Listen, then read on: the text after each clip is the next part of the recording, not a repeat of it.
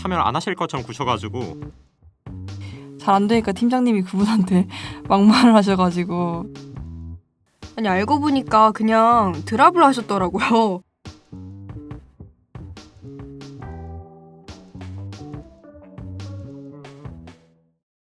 사실 교수자 입장에서도 팀플을 안 하는 게 편해요. 교수자한테는 굉장히 편안하거나 혹은 조금 쉽게 강의하는 방식처럼 보인다라는 오해를 하는데, 나도 학생 때 해봤는데 가르치는 사람도 그렇고 하는 학생도 힘들어요. 한국 대학의 팀 기반 학습 문화, 이른바 팀플은 어디에서 비롯된 걸까요? 1958년부터 1964년까지 진행된 워싱턴 대학 프로젝트에서 그 기원을 찾을 수 있습니다.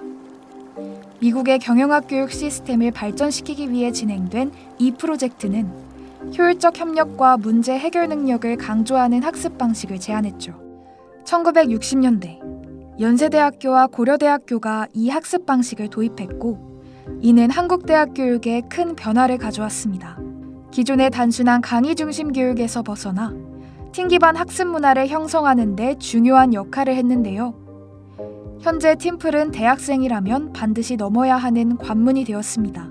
그리고 대부분의 대학생들은 이 문을 넘기 두려워하죠. 팀플을 그렇게 선호하지 않습니다. 선호하진 않는데요. 딱히 선호하진 않는 것 같습니다.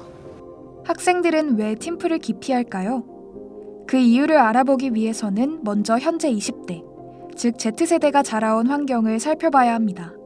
이들은 X세대의 부모 아래에서 자랐습니다. 그들이 대학을 졸업하고 노동시장에 발을 내디딜 때 정부가 결국 국제통화기금 IMF에 구제 금융을 신청하기로 했습니다. 대한민국에는 IMF 외환위기가 닥쳤는데요. 결혼과 자녀 출산 과정에서 글로벌 금융위기를 직면하게 된 것이죠.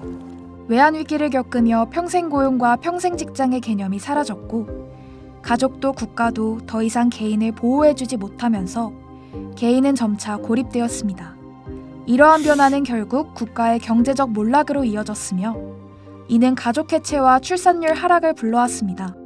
더불어 사회 전반의 불평등 지수 또한 상승했는데요. 대가족의 형태는 사라지고 핵가족과 1인 가구가 점점 증가하여 이제는 전체 인구의 5명 중 2명이 혼자 사는 시대에 이르렀습니다. 이제 우리가 사회가 변화하면서 이 팀플이 필요성이 이제 느끼게 된 거죠. 예전에는 팀플을 하지 않더라도 동네에서 그 팀플과 유사한 것들을 아이들이 놀고 배우고 이런 과정들이 사실 있었잖아요. 사회에서 보면 대가족 제도에서도 그런 걸 배우고.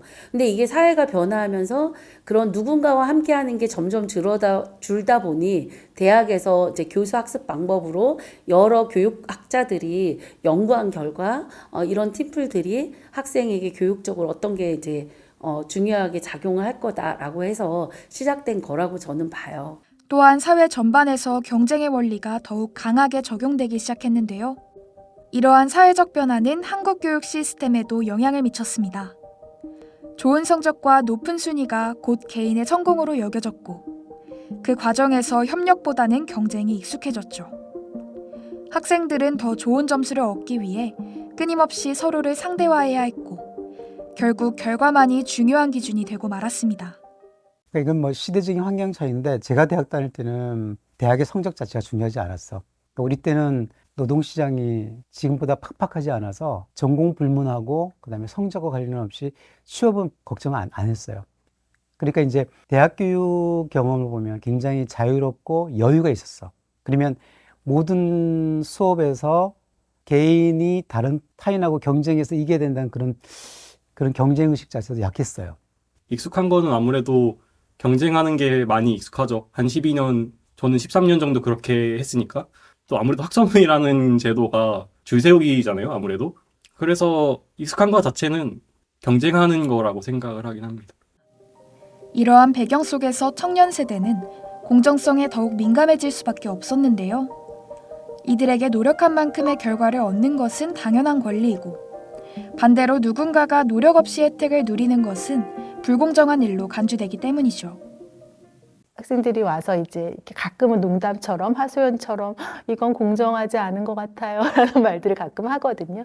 근데 이제 그 공정함은 결과의 공정함이죠. 개인주의가 발달을 하면서 내가 무엇인가 한 거에 대해서 응당의 정당한 보상을 받고자 하는 그런 심리가 커졌고, 그리고 그것을 적극적으로 표현하려는 그런 태도들이 많아진 것 같습니다.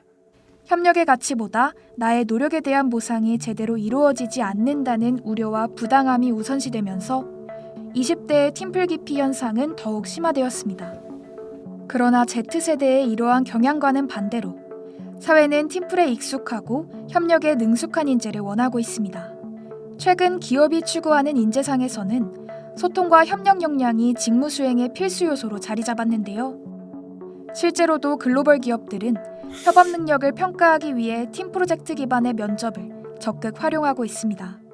기업에서도 요구하는 것이 같이 어울려서 일하는 이 팀원으로서의 이 역량이 굉장히 중요하게 생각을 합니다. 왜냐하면 요즘 기업들은 혼자서 일을 하는 역할보다는 팀으로 팀워크를 해서 집단의 지성을 활용하고 시너지를 내는 것을 굉장히 중요시 하거든요. 기술 면접 같은 경우도 중요하지만은 인성 면접, 팀워크를 이루는 그런 면접도 굉장히 중요시하게 보고 있습니다. 즉, 팀워크를 얼마나 효과적으로 발휘하는지가 채용 과정에서도 중요한 평가 기준으로 작용하고 있는 것이죠. 이는 평균 업무 투입 비율의 변화에서도 드러납니다.